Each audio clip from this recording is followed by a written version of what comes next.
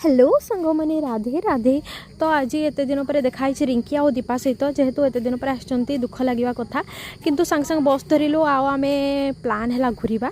तो आम सांग सांग गलु स्टेसनारी दुकान आम टे देखते वाओ के क्यूट सब बैग गोटे मुझे देखली वाओ। तापर से भितर एत बहुत जोर भोक लगे आम जाइलु रेस्टोरेंट तो खाଇବା ऑर्डर देके ये आम टे आम फेस देखौलु। तो तापर खाଇବା आसी जाइथिला आउ एठी मु खाई सारिके देखंतु केमती मुह देखौथली आउ एठी दीपा कंटिन्यू करूथला तार खाଇବା। तो खाଇବା खाई सारिके आमे पुणी बाहरी पड़लु 7-Eleven को। तो एठी देखंतु वाओ एते भेराइटी चॉकलेट थिला तो देखिकी मते एते खुशी लागुथला।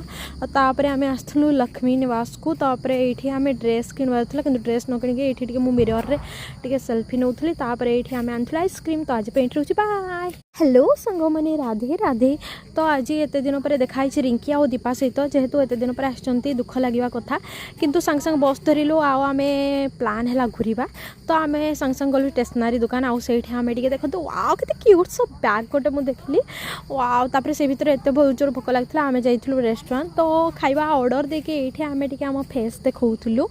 तो तापर खाଇବା आसी जाइथिला आउ एठी मु खाई सारिके देखंतु केमती मुह देखौथली आउ एठी दीपा कंटिन्यू करूथला तार खाଇବା।